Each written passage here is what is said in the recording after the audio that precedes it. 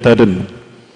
A'udzu billahi samil alim minasyaitonir rajim min hamzihi wa nafthihi wa nafthihi. Ya ayyuhalladzina amanu taqullaha haqqa tuqatih wa la tamutunna illa wa antum muslimun. Wa qala fi ayatil ukhra wa tazawwadu fa inna khairaz zadi taqwa wa takunu ya ulil albab. Wa qala fi ayatil ukhra fa'akim wajhaka lid-dini hanifa fitratallahi allati fatara an-nasa 'alaiha la tabdila li khalqillah dzalika ad-dinul qayyim walakin aktsaran nasi la ya'lamun. Wa qala fi ayatil ukhra ittakhadhu ahbarahum wa ruhbanahum arbaban min dunillah wal masih ibn maryam wa ma umiru ila liya'budu ilaha wahida la ilaha illa hu subhanahu amma yusyrikun. Wa qala Rasulullah sallallahu alaihi wasallam wa huwa shadiqul wa'dil amin nahnu ma'syarul anbiya dinuna wahidun wa syara'una mukhtalifun. Al-hadis wa kama qala sadaqallahu al-azim wa sadaqa rasul karim wa nahnu ala dzalika minasyahidin. Ila hadratil kiram rais li ta'mir hadzal masjid alumni IPB hafazakumullah wa ila amir majlis fi hadzal mardamis Kang Mulyana Ustaz Mulyana hafazakumullah wa ila ustadzina Ustaz Yusuf Amarullah hafazakumullah Walal hadirin wal hadirat al mustami'in wal mustamiyat fi hadzal barnamis wa hayyakum bi tahiyatil Islam. Assalamualaikum warahmatullahi wabarakatuh.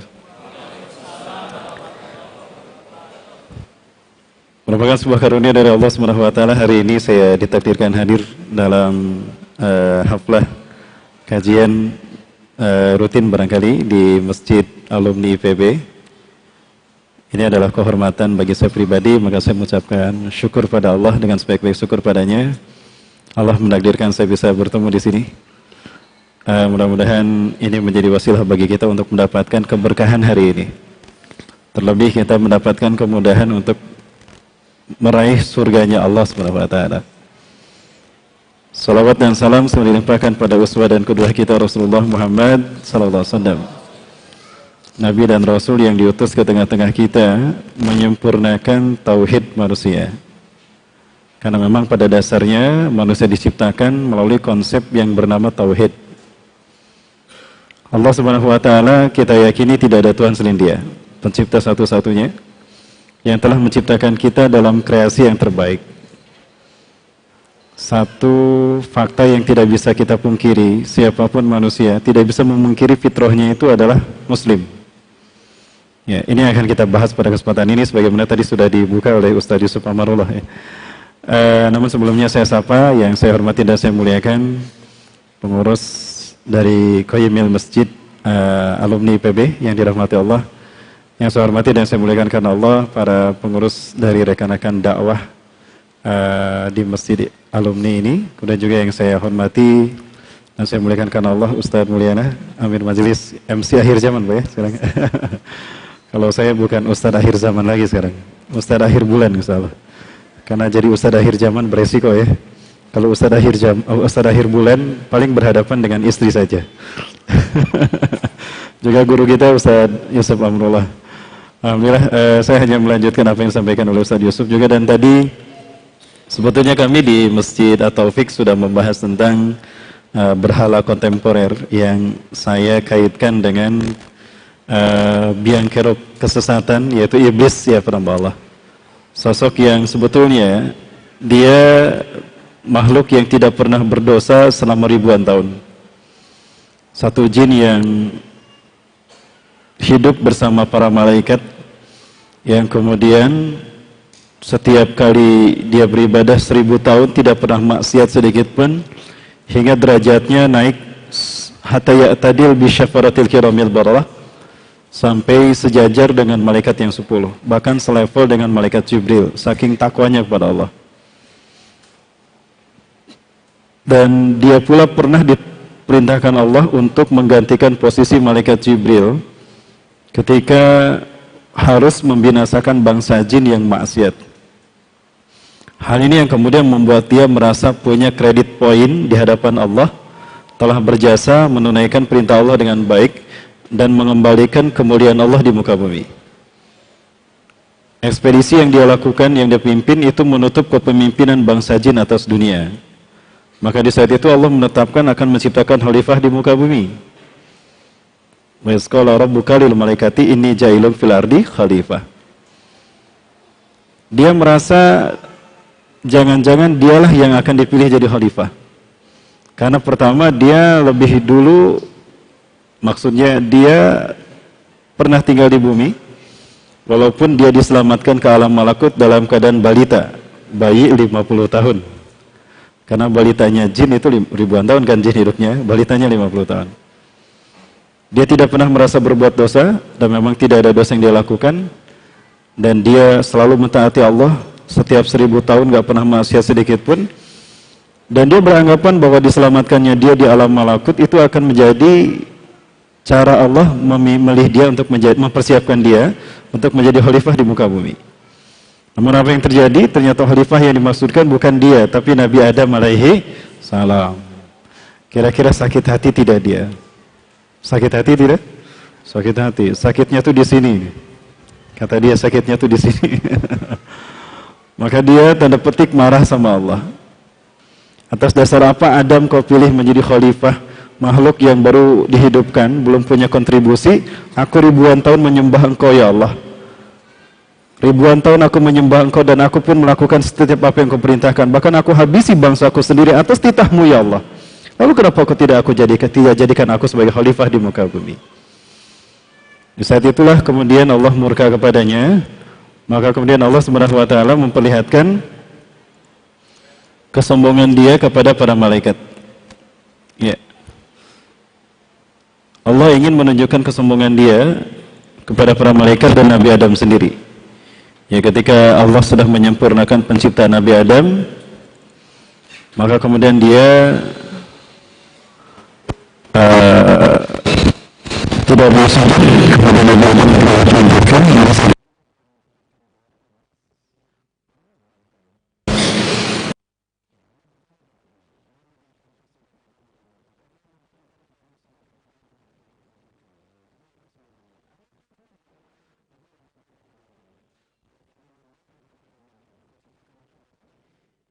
sementara ciptakan Adam dari tanah. Biasa masa apa bisa ciptakan tanah? Maka saya nak berdua masih ada apa azal terus. Dan itu Allah berkata, Allah menyatakan marut badannya, maksudnya marutnya dengan bagian marut kita. Ya.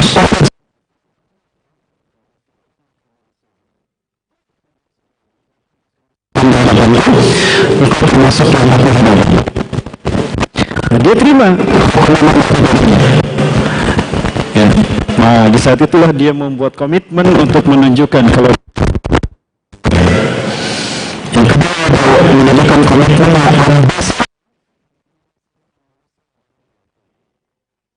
ya, bagaimana itu yang bahas kami bahas di atau ya seminggu ya. Karena materinya sebetulnya sama, kita lanjut ke pembahasan yang tadi. Kita lanjutkan pembahasan Quran tadi.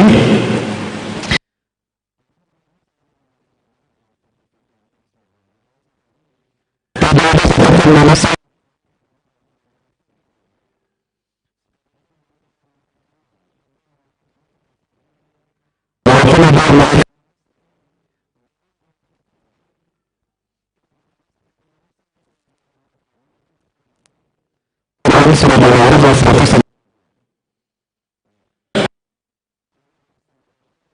makan kalau baru syahadat. Bukankah komitmenmu kata Allah manusia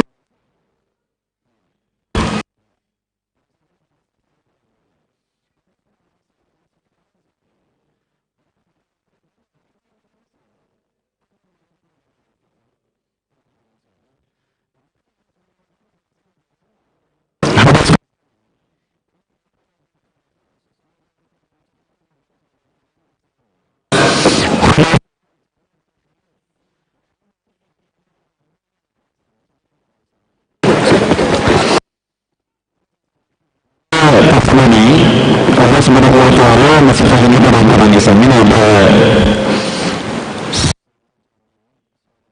dalam rahim ibunya ini setelah 4 bulan belakang hari.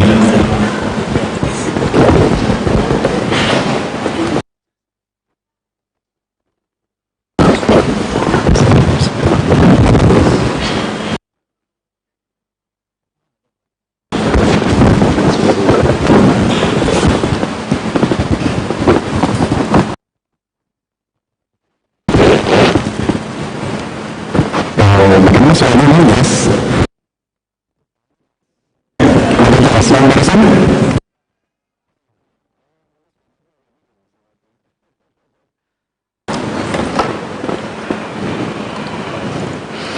Kita pada satu fakta yang tegas, satu fakta yang tegas yang menandakan Allah menciptakan kita dalam keadaan Islam.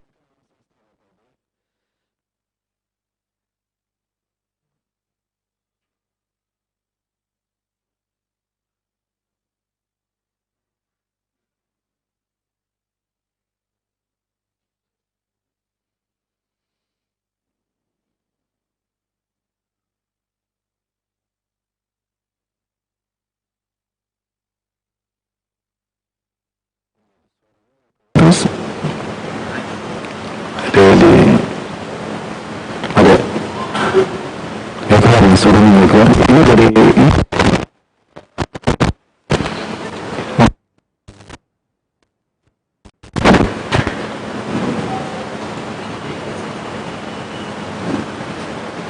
ya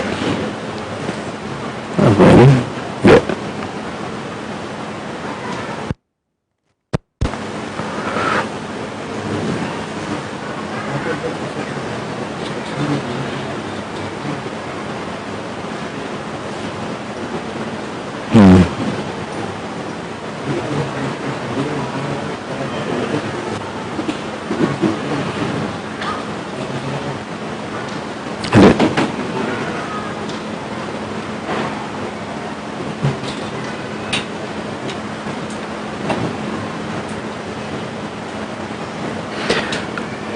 yang sebuah proses yang dapat disaksikan ini adalah satu janin yang ada di dalam rahim ibunya. X1 day artinya sudah 4 bulan 8 hari. Terus sudah ditetapkan rezeki takdir segala macam sudah ditetapkan dan sudah bersyahadat yang tadi atas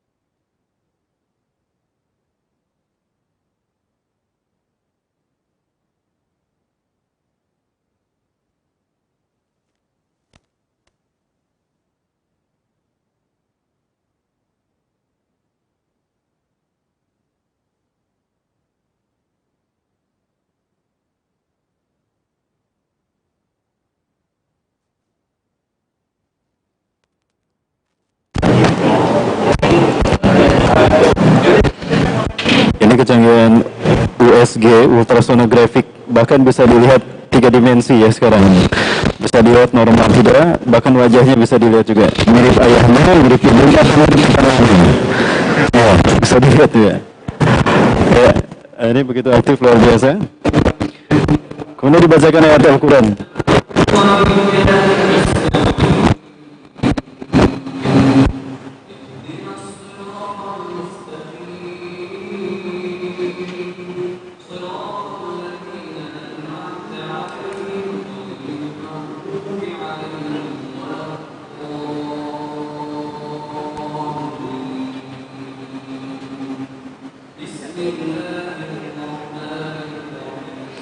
mohon maaf saya percepat ya Bapak Ibu sekalian.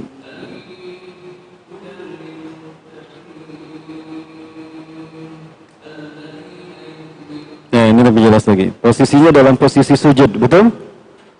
Selama dibacakan ayat Al-Quran dia tidak bergerak. Padahal tadinya begitu aktif. So active he was, begitu aktif ketika disorot sebelum Al-Quran dibacakan. Ketika Al-Quran dibacakan dia berubah dalam posisi sujud dan tidak berubah. Diam, gerakan diam dalam keadaan diam sujud. Ini menunjukkan kalau janin ini memahami, oh ini firman Tuhanku, penciptaku. Maka dia pun sujud kepada Allah Subhanahu wa taala selama dibacakan ayat Al-Quran ini.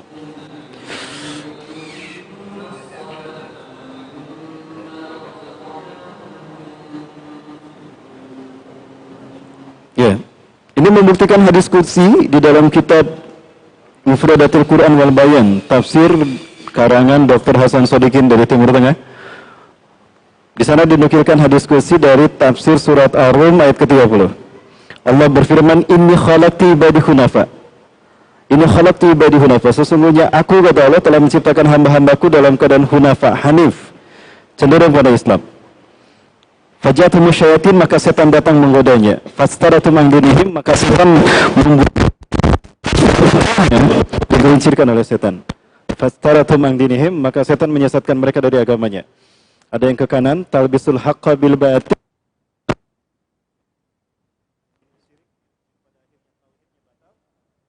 Ada juga yang ke kiri, ekstrim menyembah selain Allah. Wa yastahilu maharim Allah, maka mereka menghalalkan apa yang Allah haram. Konteks ini yang menarik. Allah haramkan tadi sudah singgung ayatnya saja. Surat At-Taubah ayat 31. Surat At-Taubah ayat 31. Jadi Bapak Ibu tanpa disadari. Ya, contohnya apa? Menjual agamanya demi pangkat, demi jabatan, dan demi bonus.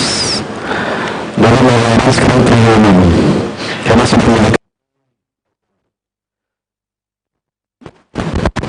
aduh, ini tolong diedit ya. Baik, kita lanjut yang satu ini. Ini testimoni pertama. Testimoni kedua, ada seorang ahli aestetiken, Dr. Stephen Marcott, yang dia melakukan penelitian tentang fenomena rumus penciptaan alam semesta, terutama manusia, dikaitkan dengan bagaimana alam juga dan proses manusia. Satu keajaiban bahwa semuanya terkait dengan angka rasio emas, golden mean 1,618, yang dengan rumus inilah Allah menciptakan kita sebagai makhluk yang terbaik. Boleh saya perlihatkan? Saya perlihatkan singkat. Ini biar menjadi bukti kalau saya tidak mengatakan sesuatu tanpa bukti dan fakta ya. Artinya ada bukti ilmiahnya, ada referensinya.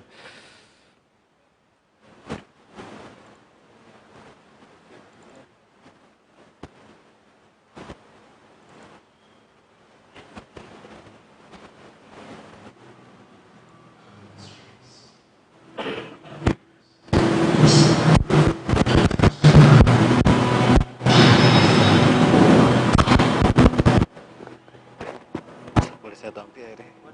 Ustaz mau dibilang ini Ustaz. Punya Ustaz kan? Ustaz gak ada minum, silakan.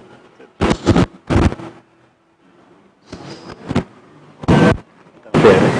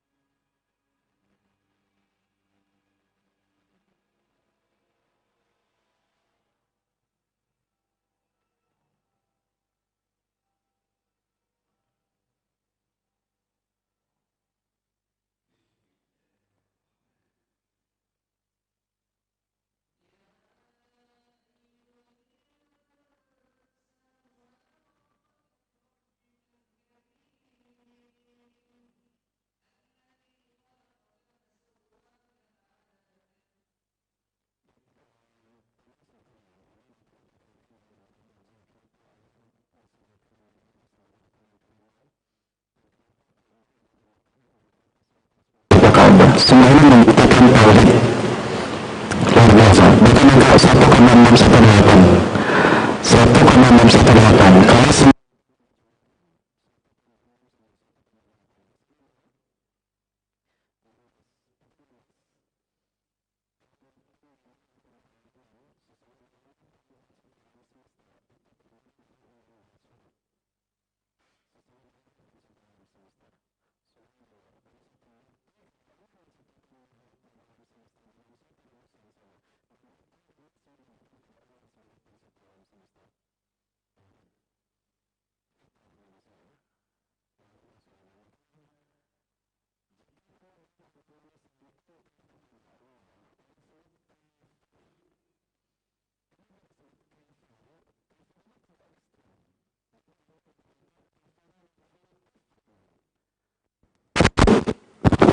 kalau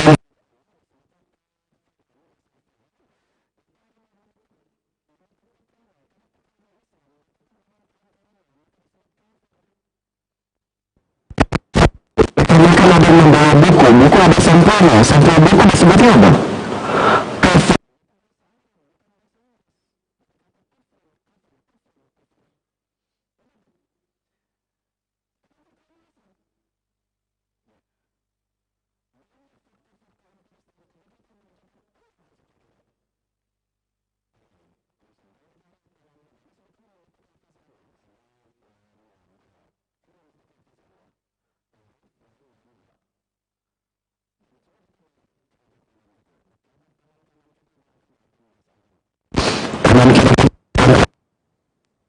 Kita bisa dapat sama-sama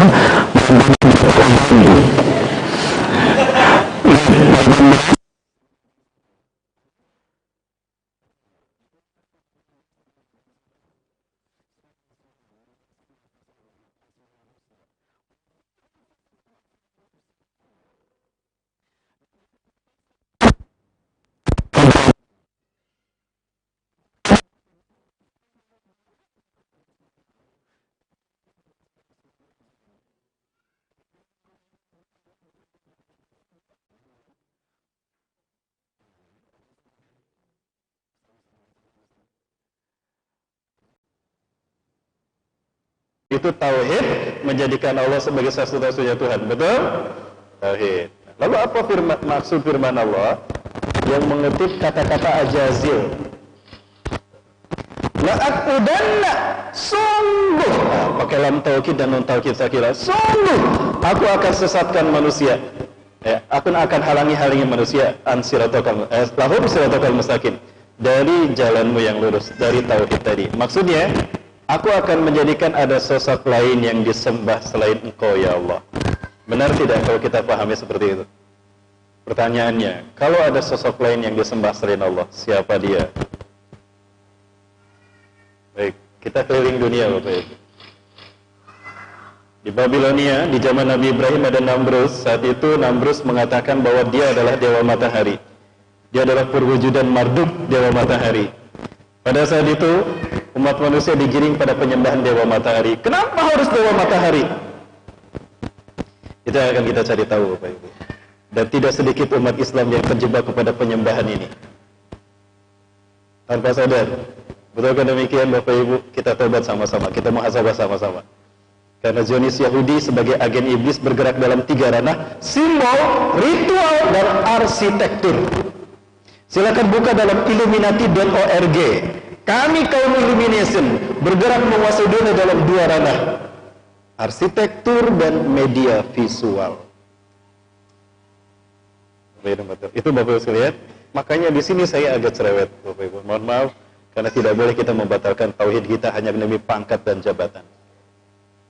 Betul? Apa harus saya bacakan hadisnya? Kalau saya bacakan hadisnya, viral nggak nih? Baik, Rasulullah menyatakan begini: badiru bil amali sholihat, bersegeralah kalian dengan amal soleh.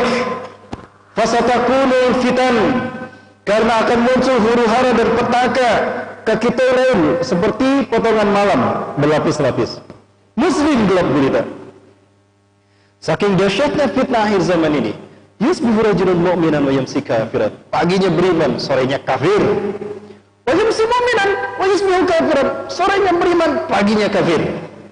Ya bi'udinahu bi'aradhi minad dunya. Menjual agamanya demi pangkat, demi jabatan, bahkan demi dunia. Sudah terjadi belum? Di mana? Di luar negeri sana. Bukan di Indonesia ya. Baik. Nah itu sudah terjadi Bapak Ibu. Ini sistem Dajjal. Baik, kemudian dari Babilonia kita ke Iran. Di Iran Persia ada kaum yang menyembah dewa matahari juga. Mereka adalah bangsa yang berakidahkan Zoroaster. Agamanya Zoroaster, menyembah dewa matahari. Selalu ada matahari di kepalanya. Ya. Para pemuka agama Zoroaster disebut Magi.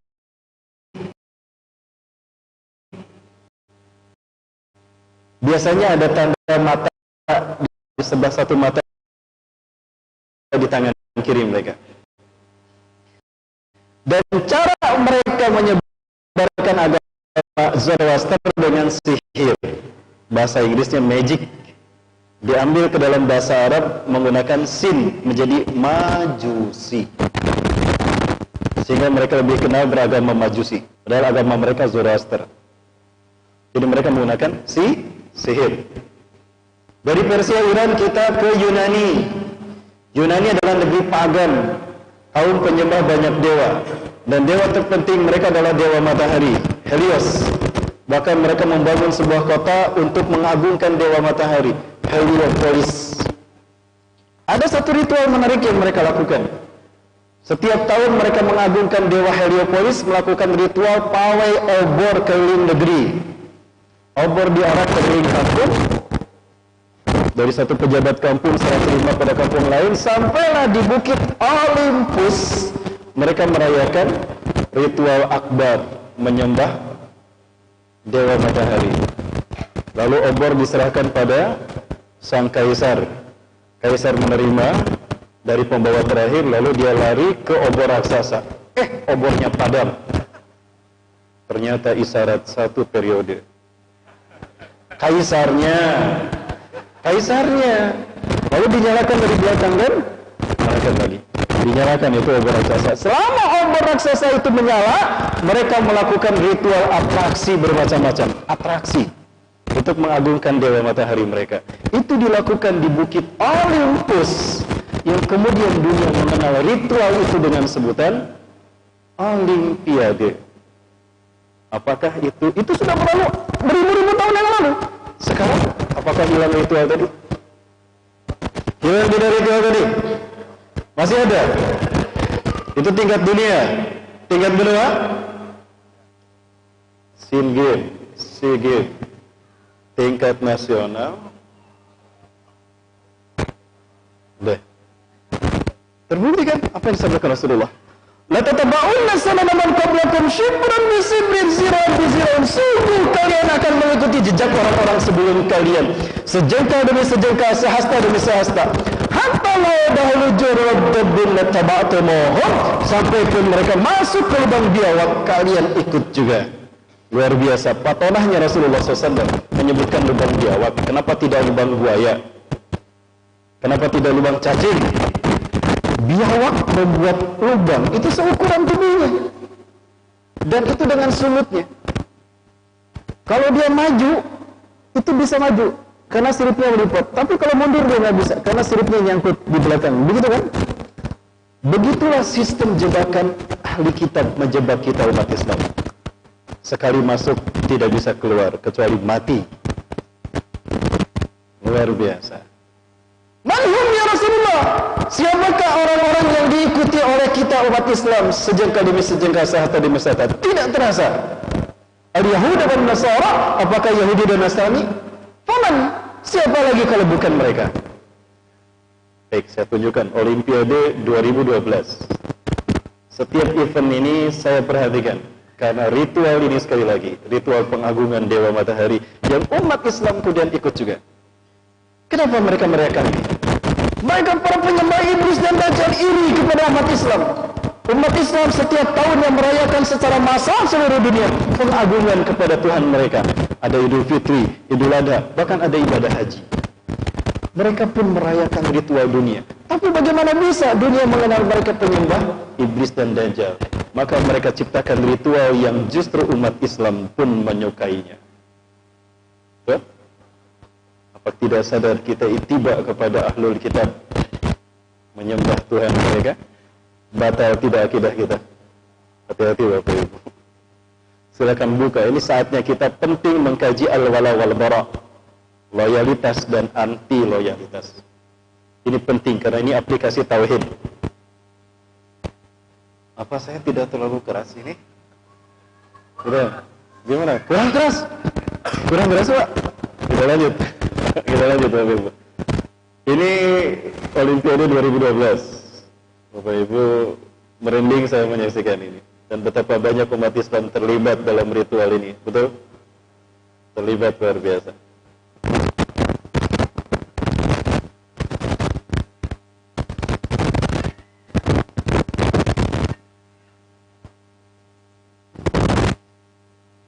Ini Piala Dunia.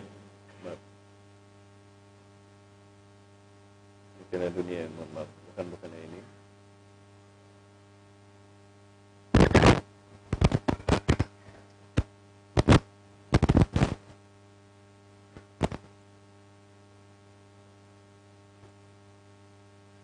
Ini adalah logo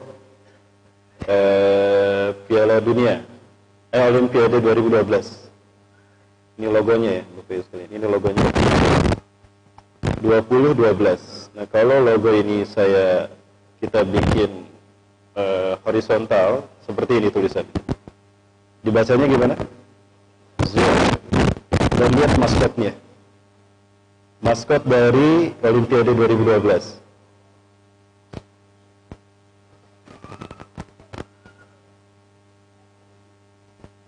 Apa maksudnya? Sosok bermata satu. Siapa yang bermata satu? Dajjal. Oh, subhanallah, luar biasa. Allah. Apakah ritual ini hanya sebatas ritual olahraga? Tidak. Mereka punya makna terselubung. Tadi sejengkal demi sejengkal sasar besar, tidak terasa kita dibawa murtad oleh mereka, menyembah sosok yang mereka tuhankan. Baik. Allah. Baik. Dan lihat opening seremoninya. Opening seremoninya adalah reka ulang menggambarkan bagaimana revolusi industri terjadi di Inggris. Betul? Siapa yang mendesain revolusi industri? Revolusi Prancis dan revolusi Amerika? Rothschild. Sin Meyer Amse Rothschild. Dia pimpinan Yahudi Kabalah Eropa. Dia mengumpulkan semua petinggi dinasti Yahudi, 12 kabilah, 12 dinasti di Frankfurt, Bavaria, Jerman, abad ke-18. Dia merasa gagal dalam revolusi Prancis, maka dia persatukan, dia undang semua petinggi Yahudi, 12 dinasti tadi. Dikumpulkan di Bavaria, di hotel, di gedung yang dia punya, Red Seal. Dia persatukan menjadi kelompok yang diberi nama Illuminatis. Di saat itu dia memaparkan 24 langkah untuk menguasai dunia. Yang 100 tahun kemudian, kurang lebih oleh Theodor Herzl, dikatakan, dinobatkan sebagai protokol Zionis. Itu Bapak Ibu. Dan apa yang mereka lakukan untuk menghancurkan Turki Utsmani, sekarang mereka gunakan untuk menghancurkan Indonesia. Piala Dunia sekarang. Siapa yang tidak suka Piala Dunia? Sepak bola. Siapa yang tidak suka sepak bola? Kenapa Allah? Mau suka kan sepak bola? Sepak bola 2010 di Brazil. Ini logonya. Ada yang dengan logo ini? Hati-hati Bapak Ibu. Mereka bergerak dalam 3 ranah: ritual, simbol, dan arsitektur. Perhatikan ini paruh burung. Perhatikan paruh burung ini dan perhatikan ini. Itu simbol kepala Horus. Kenapa Horus simbolnya kepala burung? Selalu tidak pernah digambarkan dengan kepala manusia. Burung adalah kendaraan dewa matahari ketika turun ke dunia. Maka burung menjadi simbol keabadian setiap bangsa. Setiap bangsa yang ingin kemerdekaannya abadi, burung menjadi simbolnya. Bangsa kita simbolnya apa? Saya nggak ikutan ya. Kebetulan atau sesuatu yang sudah diatur?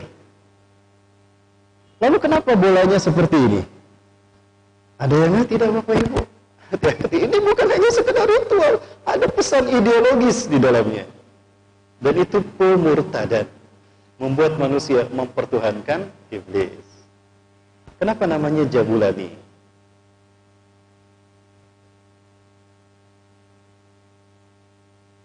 Segitiga. Jahbul Od. Saya menyatakan beberapa kali bahwa saya tidak pernah mengatakan segitiga simbol Dajjal. Tidak, itu salah. Segitiga itu simbol Tuhan. Jangan salah, stempel cincin Rasulullah berbentuk segitiga. Ya, kalau distempelkan itu akan membentuk segitiga. Ya, saya perlihatkan, baik, supaya tidak salah paham. Ya, karena saya jadi pembicara pertama, jadi saya tidak bisa menjelaskan. Karena waktu saya dibatasi. Jadi kalau saya pembicara kedua akan saya jelaskan apa. Karena saya tidak diberikan waktu lagi dan tidak ada tanya jawab, biar saya menjelaskan di sini. Sekalian, nah ini dia. Ini stempelnya, cincin Rasulullah yang kalau distempelkan membentuk segitiga. Lihat di dalam tulisannya. Di dalam segitiga ada tulisan Allah wahdah.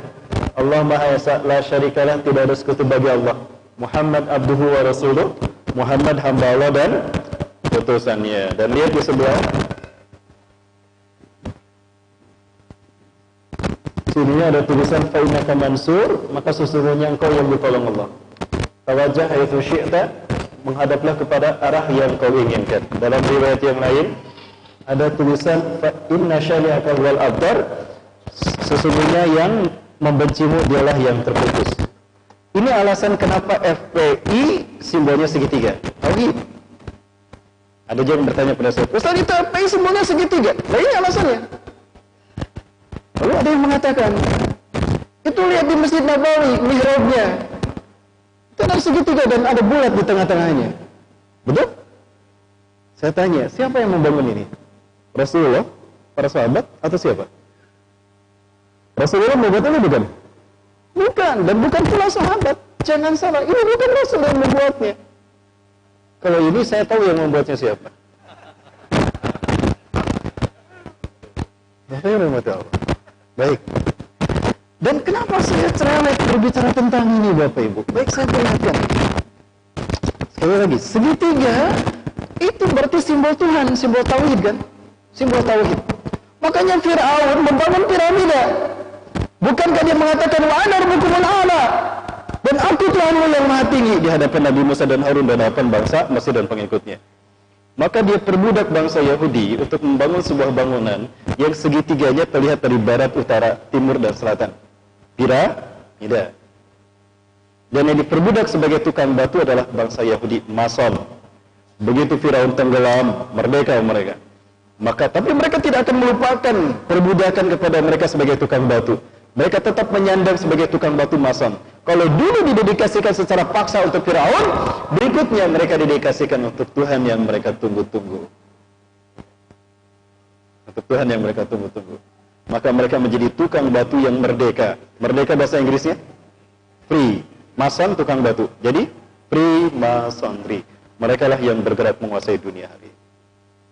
Gimana? Nyambung tidak? Mereka lah yang kemudian menjadi hambanya iblis dan Dajjal. Dan mereka melakukan berbagai macam upaya untuk deislamisasi. Hatta dalam tataran ideologi sendiri. Mereka munculkan ustadz-ustadz yang pada mereka adalah penyesat ulama, penyesat umat dari Islam. Itu lihat mereka sedang membuat RUU Strip KS untuk melegalkan LGBT dan perzinahan. Nauzubillah. Dan ada ulama yang mengatakan begini, boleh. Bahkan itu jadi disertasi juga. Bedakan ulama itu dengan ulama yang lurus ya. Ulama yang kayak gitu yang garis miring. Itu U-nya agak lama. Lama. U-nya lama. Kenapa saya berbicara ini? Kalau mau tahu sebetulnya bukan Masjid 88 yang pertama kali saya kritisi. Yang pertama saya kritisi adalah masjid yang ada di Kota Baru Parahyangan, Padalarang, Kabupaten Bandung Barat. Bahkan yang ada di Mekah pun saya kritisi. Jadi bukan masjid Anda saja yang saya kritisi.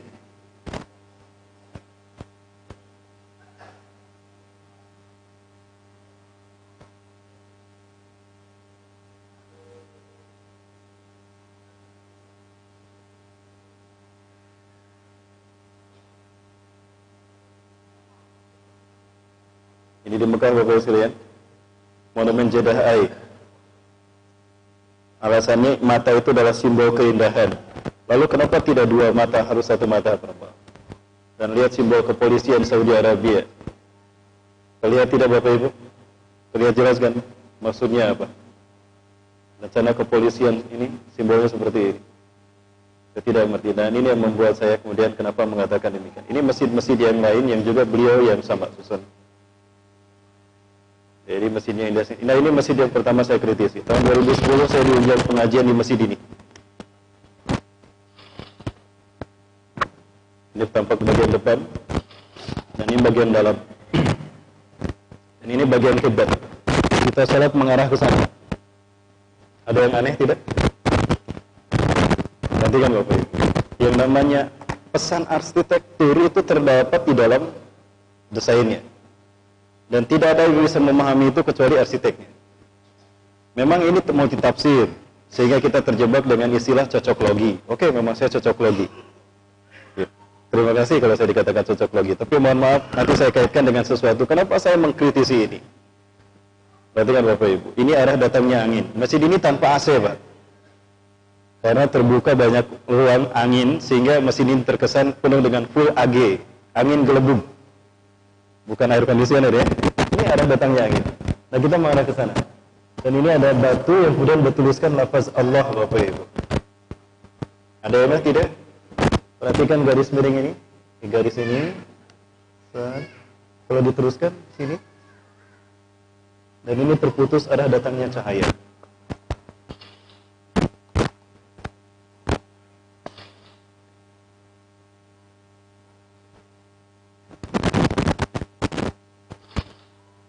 Adapun masjid kilometer 88, saat itu saya dan keluarga akan ke Jakarta.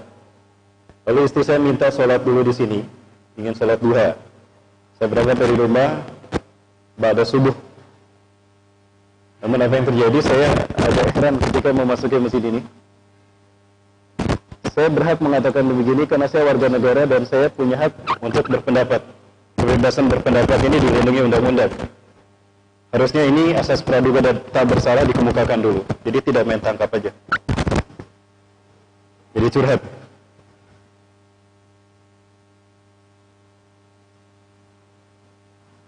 Ini bentuk trapesium. Saya pernah belajar di SMA Pak. Ini bukan segitiga, tapi trapesium. Tapi beliau mengatakan, saya mengatakan ini segitiga. Ini bagian dalamnya Bapak Ibu. Dan ini ketika kita menghadap ke kiblat.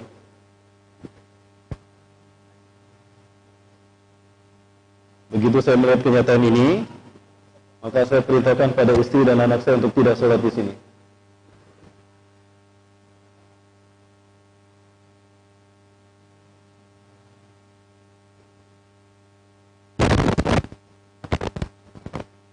Baik, Bapak Ibu, rahmati Allah.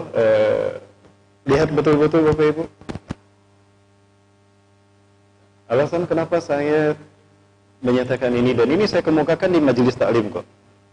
Ya, kemudian memang panitia mengupload ke internet sehingga menjadi ramai. Ya, Bapak Ibu, ini yang membuat saya kemudian berbicara. Kenapa? Alasannya apa? Bapak Ibu sekalian. Semua katedral di seluruh dunia yang terafiliasikan kepada Vatikan itu menjadikan segitiga satu mata sebagai simbol sakral mereka. Dan ini simbol ketuhanan sosok yang mereka sembah. Ini faktanya Bapak Ibu.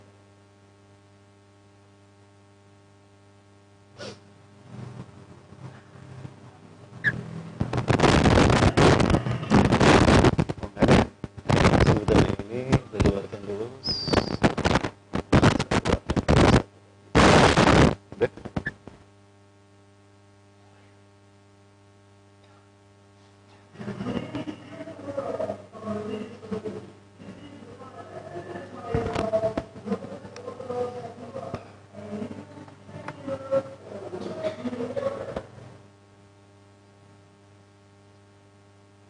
Ini dibuat oleh Noriega di dalam film-film pendeknya yang berjudulkan Arrival. Bapak Ibu bisa membacanya dalam buku The Diary of Dajjal. Sekarang sudah ada terjemahnya. Ketika Bapak Ibu membeli buku itu, Bapak Ibu akan mendapatkan satu CD dari film yang saya punya. Saya mendapatkan film ini jauh sebelum buku itu dicetak. Ada 50 film. Bapak Ibu yang mau silakan copy saja. Saya bersyukur kalau Bapak Ibu mau mengkopinya. Biar jelas. Ini adalah cuplikan film Passion of Christ yang kemudian dilarang oleh Vatikan untuk beredar. Karena pada akhirnya menyadarkan orang-orang Kristen dunia bahwa yang disalib itu bukan Nabi Isa, tapi Yudas Iskariot, dan dia adalah Dajjal. Film ini dilarang. Kemudian di dalam film ini juga, nah ini Yudas Iskariot. Yang tadi orang berjalan itu Yudas Iskariot yang dia berkhianat pada Nabi Isa alaihissalam. Yang tahu kalau dia adalah pengkhianat, Yudas Iskariot itu pengkhianat adalah Barnabas, Bapak Ibu. Nanti pada dasar saya bahas di UNKA. Universitas Pakuan 4. Ya. Perhatikan Bapak Ibu. Ini di gereja Bratislava, Blue Church di Bratislava, Slovakia. Segitiga satu mata. Itu adalah simbol kepada Tuhan yang mereka agungkan. Kenapa harus satu mata? Bapak Ibu rahmati Allah. Harus saya bahas dulu. Bahas aja ya. Walaupun sebetulnya nanti dibahasnya pada dasar. Setelah seseorang datang pada Nabi Isa alaihissalam mengatakan, "Wailun lana, celaka kita." Loh, kenapa? Sesungguhnya Herodes, tentara Romawi, mereka telah dihasut oleh para pendeta Sanhedrin. Pendeta Sanhedrin adalah pendeta Yahudi yang memasukkan Taurat menjadi Talmud. Dibantah oleh Nabi Isa, maka Nabi Isa diancam oleh mereka karena telah membongkar konspirasi para pendeta Sanhedrin di Yerusalem. Ya, Nabi Isa terancam, maka difitnah akan menjadi raja, dituduh dengan berbagai macam tuduhan, sehingga beliau terancam. Maka beliau mengembara ke seluruh tempat menyelamatkan diri. Dalam pengembarannya itulah beliau bertemu dengan kaum yang bermata buta, diusap lalu sembuh. Nah, siapa engkau? Kok engkau bisa menyembuhkan orang buta? Apa engkau Tuhan? Bukan, aku bukan Tuhan. Aku Isa bin Maryam, Nabi dan Rasul kalian. Berimanlah pada Allah. Dakwahlah di situ, beriman mereka. Ada Barnabas yang beriman di dalamnya. Sampai lagi, ada dakwah lagi, mengembara lagi, ada orang yang berpenyakit sopak diusap, bismillahirrahmanirrahim, sembuh. Beriman lagi mereka pada Nabi Isa. Begitu para pesan. Nah, pada pengembaraan terakhir, ada sosok yang memberitahukan pada Nabi Isa alaihissalam bahwa Raja Herodes akan menangkap beliau dan tentara Romawi. Maka lalu kemudian Nabi Isa memerintahkan agar mereka bersembunyi. Semuanya bersembunyi, ya, termasuk Nabi Isa. Nah, kemudian Herodes datang ke sana. Aku tahu kalian bersembunyi di sekitar sini. Siapa di antara kalian yang mau memberitahukan di mana Al-Masih bersembunyi, aku berikan dia sepertiga harta kerajaanku, dan aku akan mengangkatnya sebagai patih kerajaanku. Nah, Yudas Iskariot dia keluar dan dia memberitahukan di mana Nabi Isa bersembunyi. Nabi Isa pernah mengatakan dalam petikan Injil Barnabas yang pernah saya baca tahun 97, kelak di antara kalian ada orang yang berkhianat kepadaku dan dia akan menggantikan tempat kedudukanku. Yudas berkhianat memberitahukan di mana Nabi Isa bersembunyi dan dia menggantikan kedudukan Nabi Isa di tiang salib. Ketika dia diarak ke Bukit Golgota, Raja Herodes memegang pedang di tangan kanannya, Old Testament di tangan kirinya, Perjanjian Lama. Itu pedang disusuk-susukan. Salah satu tusukan pedang tadi mengenai mata kanan Yudas Iskariot. Disitulah dia kehilangan mata kanannya. Cerita ini mirip dengan cerita Horus. Horus adalah anak Osiris. Osiris Raja Mesir yang digulingkan dalam sebuah kudeta. Osiris mati terbunuh. Maka Horus kemudian berjuang untuk melawan para pemberontak. Dalam perjuangan tadi dia bisa mempertahankan tahta kerajaan ayahnya, tapi dia kehilangan mata kanannya. Konteks inilah yang kemudian menjadi sebuah dogma bahwa Tuhan yang sesungguhnya mereka agung itu bermata satu. Segitiga simbol ketuhanan, lalu mereka harapkan kepada Tuhan mereka yang bermata satu. Maka muncullah simbol ini. Bagaimana Bapak Ibu? Sudah nyambung ya? Maka setiap gereja seluruh dunia, hatta di Indonesia, di kota Bandung ada. Saya pernah membuktikannya. Nah, setiap gereja yang akidahnya Katolik menyambungkan afiliasinya pada Vatikan, itu menjadikan segitiga satu mata sebagai simbol suci sakral yang terkait dengan Tuhan yang mereka agungkan. Ya, Inside of Church Saint Annie, ya, gereja Saint Annie di Slovakia, New Jersey, Amerika Serikat, segitiga satu mata.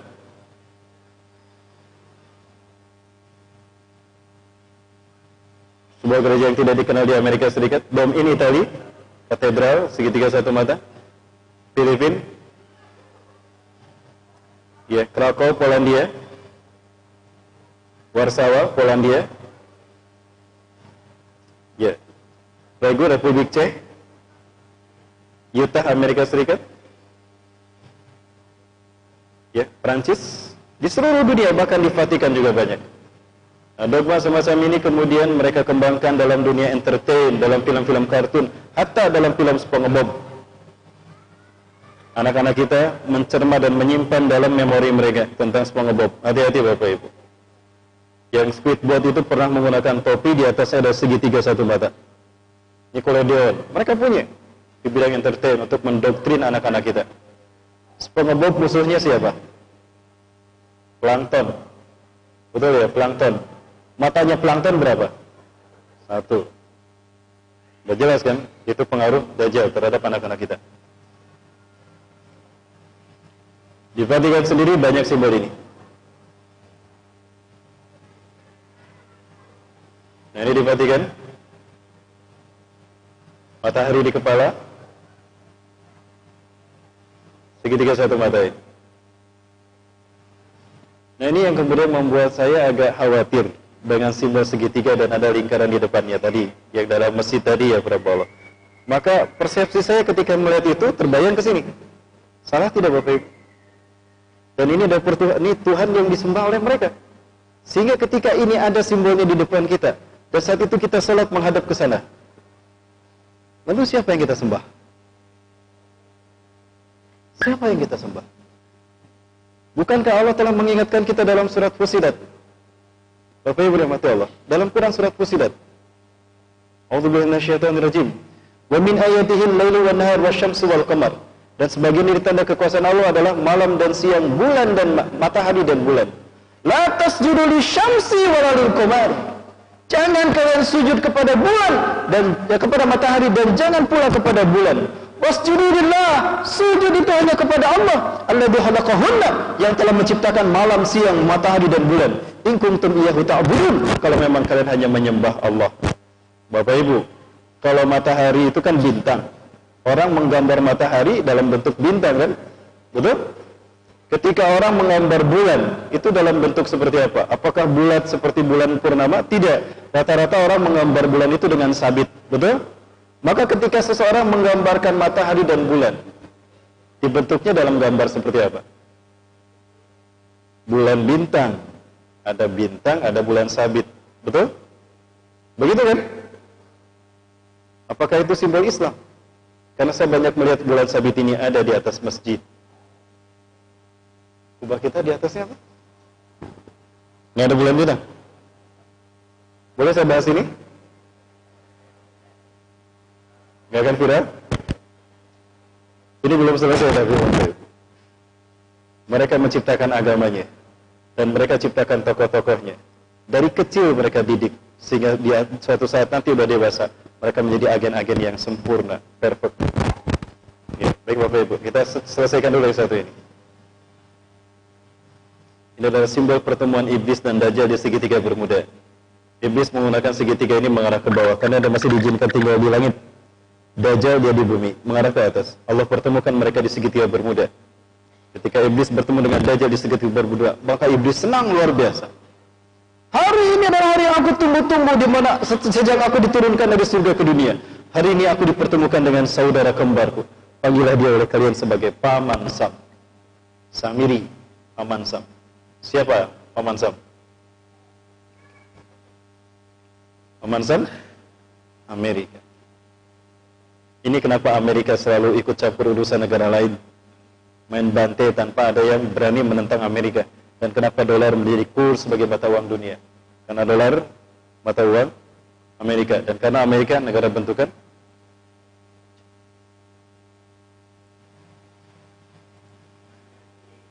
orang ini mengungkap konspirasi antara Vatikan dengan Yerusalem, ya, antara Roma dengan Yerusalem atau antara Vatikan dengan Israel, dengan Zionis.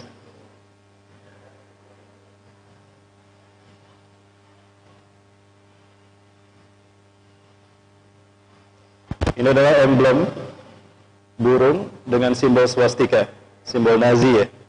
Emblem ini ada pada seragam seorang remaja yang dikadar untuk menjadi Nazi tulen.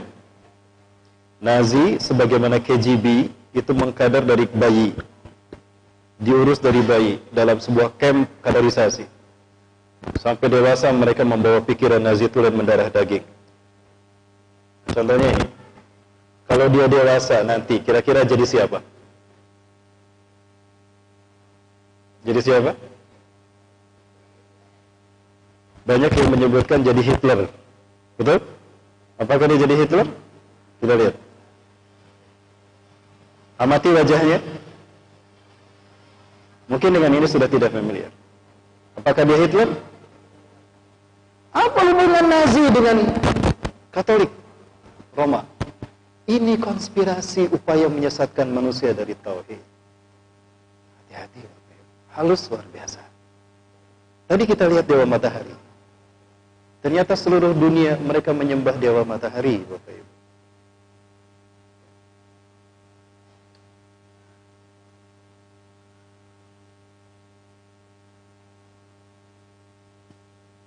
Ini adalah pemuda dan tanpa disadari, Bapak Ibu. Betul? Ya, tadi kita bahas dari Babilonia kan? Babilonia menyembah Namrus, dewa matahari. Persia menyembah Ahura Mazda, dewa matahari. Dan Yunani menyembah Helios, dewa matahari. Roma menyembah dewa Mitra, bahkan mirip patung Liberty kan? Di kepalanya ada apa? Ada matahari. Yang dipegangnya apa? Obor ya, bukan es krim ya. Bukan es krim kan? Jepang menyembah Amaterasu. Ini dewi perempuan, lahir dari mata kiri Izanagi. Yang nonton Naruto hafal nih cerita Amaterasu. Selalu ada ular dan matahari di gambar-gambar yang diperlihatkan oleh. Di Amerika Selatan ada 3 suku bangsa yang menyembah dewa matahari. Suku Aztec di Meksiko menyembah Viracocha. Suku Inka menyembah dewa Inti. Dan suku Maya menyembah dewa Kukulcan. Semuanya dewa matahari. Ritual ini nyambung, ternyata ada yang menyebutkan berasal dari Jawa Barat. Percaya tidak dari Jawa Barat? Tadi saya bahas di masjid sana. Bapak Ibu, orang Jawa Barat tidak mau disebut orang Jawa, maunya disebut orang Sunda, betul? Saya bertanya, apakah Sunda itu istilah sebutan bagi suku tertua di Jawa Barat? Ada satu pakar sejarah yang menyebutkan bahwa ternyata itu bukan nama suku tertua di Jawa Barat, tapi itu nama agama pagan tertua di dunia. Untuk demikian, nanti saya perlihatkan kalau memang diizinkan. Ini di Mesir. Mesir ternyata digiring untuk menyembah Horus, dewa matahari. Horus kehilangan mata kanannya. Dajjal kehilangan mata kanannya sejak disalib. Bapak Ibu, kenapa saya yakin yang disalib itu Dajjal? Nanti bahasannya di Unpak ya, pada asar. Kita bahas nanti. Nah, Horus selalu digambarkan dengan kepala burung, karena tadi burung simbol keabadian merdekanya sebuah bangsa. Maka jadilah burung ini menjadi simbol bangsa-bangsa di dunia. Jangan lihat ke sini, jangan. Baik, ini tadi yang saya sampaikan. Simbol pertemuan iblis dan Dajjal di segitiga bermuda. Keduanya mengaku sebagai itu Tuhan. Ya, dan ini segitiga bermuda. Dan ini kesepakatan mereka.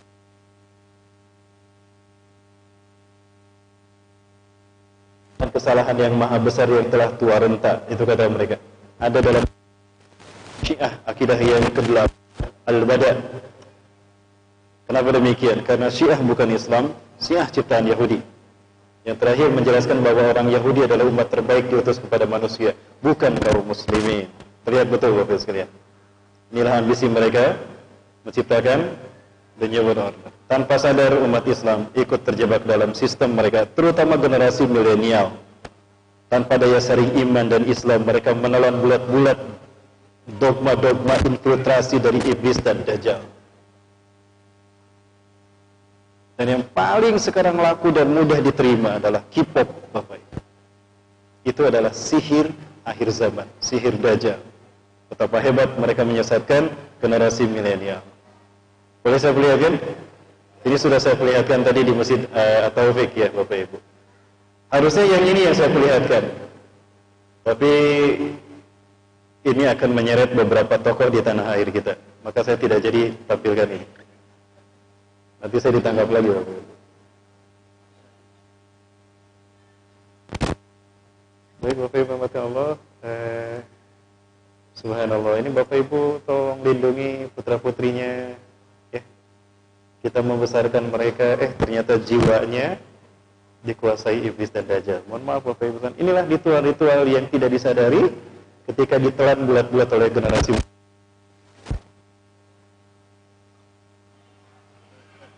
Saya mohon maaf, ini memang ada sairnya. Untuk mengenal kalau ini sair ini adalah sair dari Korea, Bapak Ibu. Segitiga, satu mata. Dan api. Api adalah unsur terbesar matahari, betul? Ajajil diciptakan Allah dari api. Jadi dewa matahari ini siapa? Ajajil.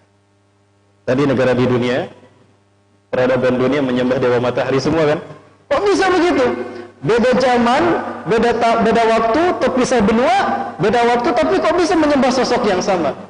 Siapa biang keroknya? Kan sama biang keroknya. Iblis. Inilah maksud dari hadis Rasulullah SAW. Al-kufru milatun wahidah. Kekafiran itu milahnya sama. Karena bersumber dari sang kampiun kesesatan. Iblis. Dia tidak bisa leluasa menyesatkan manusia. Maka dia butuh sosok yang nyata yang menjadi wakil dia seutuhnya. Dajjal. Bersatulah mereka dalam satu komitmen menyesatkan manusia. Maka jadilah dia El Diablo. Iblis dan Dajjal. Anak-anak muda kita foto selfie, cheese. Kayak yang gagah. Padahal ini simbol siapapun yang komitmen kepada iblis dan dajjal. Bapak Ibu, siapapun yang ingin terkenal, ingin cepat berkuasa, menjadi bagian dari sistem ini. Salah satu sistemnya adalah Rotary Club. Rotary Club. Ketika mereka berkumpul, ada pejabat, ada pengusaha, ada ekonom, bahkan ada ahli agama. Di tingkat dunia, itu dikenal dengan Bohemian Grove. Pusatnya di California. Mereka membiayai gerakan-gerakan, bahkan mereka membantu pesantren. Perlu saya perlihatkan? Terlalu banyak data yang harus saya perlihatkan, Bapak Ibu. Karena akan menyeret nama-nama. Baik, kita lihat yang satu ini, Bapak Ibu ya. Baik.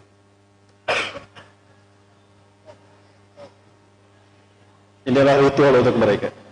Zaman dulu dalam gerakan seks dan tantra. Makanya sair-sairnya tantra.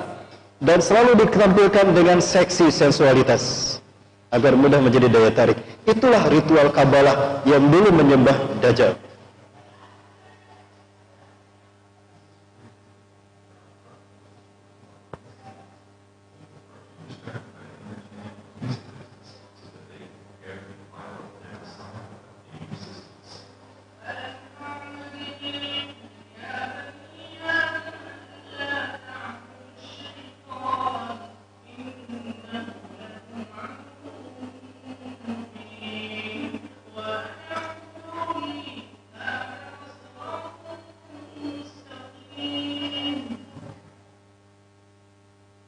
Yang kata Allah, ada dua tayangan lagi yang ingin saya sampaikan, boleh? Yang satu yang tadi tentang bulan dan bintang. Silakan Bapak Ibu, ini debat ya bawah. Saya terbuka untuk kita diskusi, Bapak Ibu.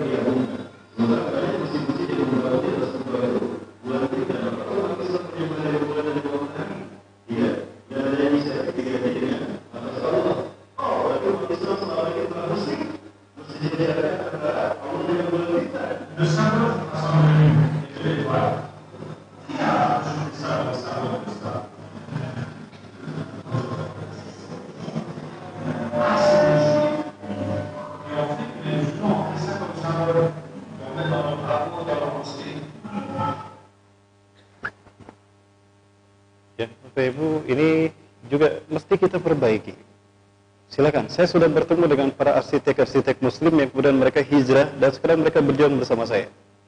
Mereka membentuk komunitas dakwah akhir zaman. Mereka mengakui itu memang ada. Waktunya udah habis. Ya, makasih. Baik. Berikutnya.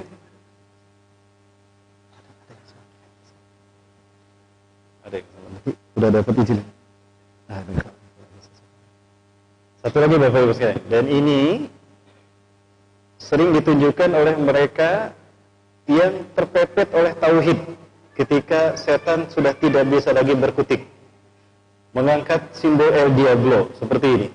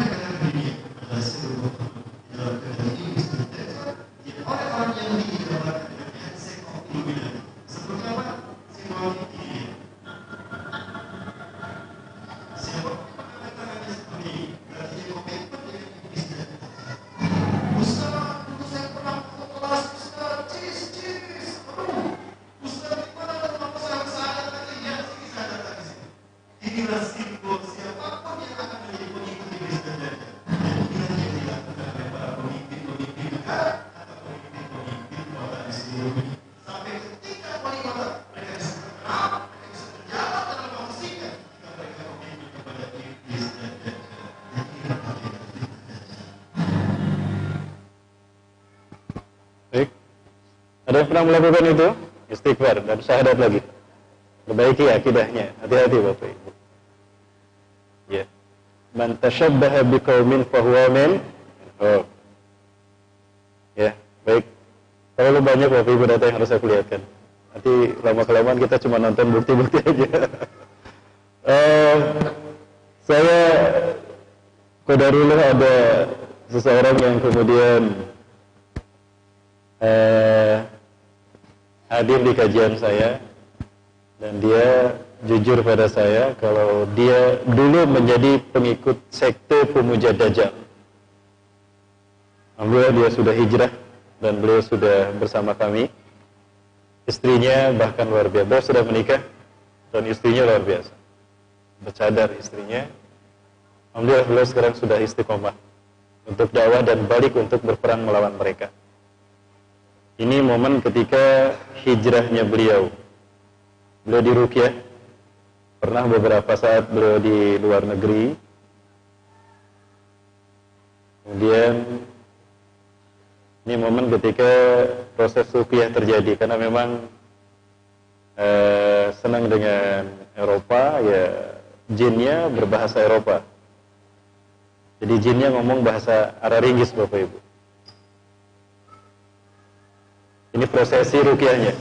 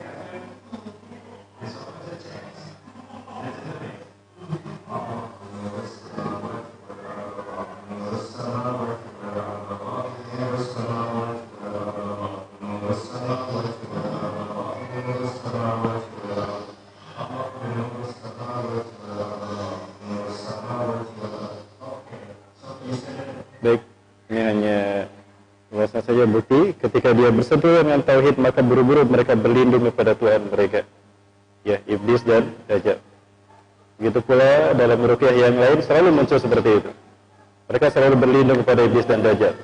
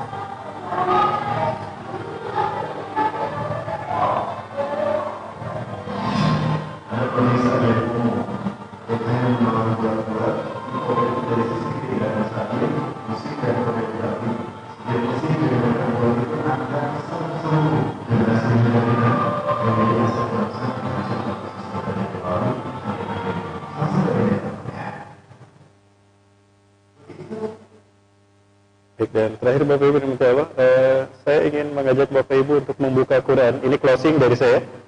Tadi ayatnya sebetulnya sudah dibahas ya, Ustaz. Mohon maaf saya ulang kembali. Kita buka Quran surat Al-Ankabut ayat 31. Al-Ankabut apa Taubah?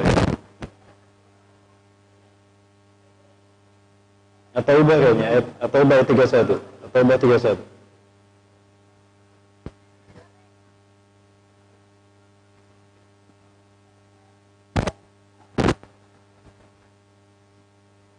Kita lihat ayatnya. Di saat Rasulullah membacakan ayat ini, Rasulullah SAW membacakan ayat ini, Adi bin Hatim baru masuk Islam. Dia ahli kitab. Ya. Rasulullah membacakan ayat ini. A'udzubillahi minasyaitonir rajim. Ittakhadhu ahbarahum wa ruhbanahum arbaba min dunillah. Mereka menjadikan ahbarahum, alim-alim mereka. Wa ruhbanahum dan rahib-rahib mereka. Arbaban jamak dari Rabbun, Tuhan-Tuhan. Min dunillah selain Allah. Wal Masih ibn Maryam dan Al-Masih putra Maryam. Wa ma umiru illa liya'budu ilaha wahida. Padahal mereka tidak perintah melainkan menyembah Tuhan yang satu. La ilaha illahu. Tidak ada Tuhan selain Allah. Subhanahu amma yusyrikun. Maha suci Allah atas apa yang mereka persekutukan. Adi bin Hatim berkata, "Ya Rasulullah." Dia kan ahli kitab. "Ma ra'aituhum yarka'una wa yasjuduna amama ahbarihim wa rubbanahum. Falima yakunu dzalika?" Ya Rasulullah, aku tidak pernah melihat selama aku menjadi ahli kitab mereka sujud menyembah rahib dan alim-alim mereka. Kok bisa dikatakan menyembah mereka? Apa kata Rasulullah? Rasulullah menegaskan, bal ya'budunnahum, bahkan sungguh mereka menyembahnya. Kaifa yakunu dzalik? Bagaimana bisa itu terjadi? Ini kata Rasulullah SAW.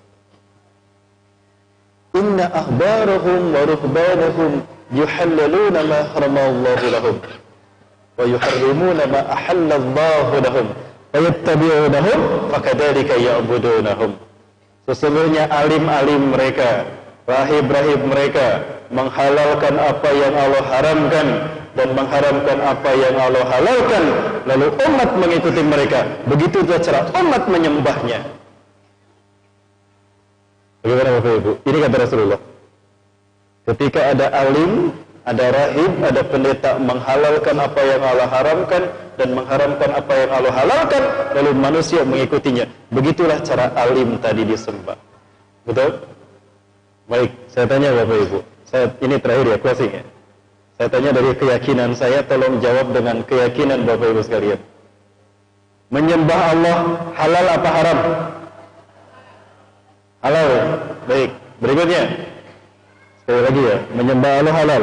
Menyembah selain Allah haram. Apa hukumnya kalau orang menyembah selain Allah? Syirik. Ke surga apa ke neraka? Kekal apa tidak? Baik. Mengangkat pemimpin berdasarkan Al-Quran dari kalangan orang kafir dan orang musyrik, halal apa haram? Haram. Itu haram ya? Ada tidak sekarang ulama yang menghalalkannya?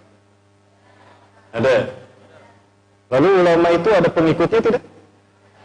Begitulah cara ulama itu disembah. Kan tadi menghalalkan apa yang Allah haramkan dan mengharamkan apa yang Allah halalkan, lalu umat mengikutinya. Hati-hati. Tanpa disadari, tersihir oleh fitnah akhir zaman, demi pangkat, demi jabatan, demi gaji bulanan, demi bonus, demi amplop, dia sembah ulama tadi tanpa disadari. Inilah sihir akhir zaman. Demikian barangkali dapat saya sampaikan, lebih dan kurangnya mohon maaf. Yang benar dari Allah, yang salah ada kedepan saya pribadi dan saya bersik para safilul alim. Adanallahu wa yakum azmin wa minkum. Assalamualaikum warahmatullahi wabarakatuh.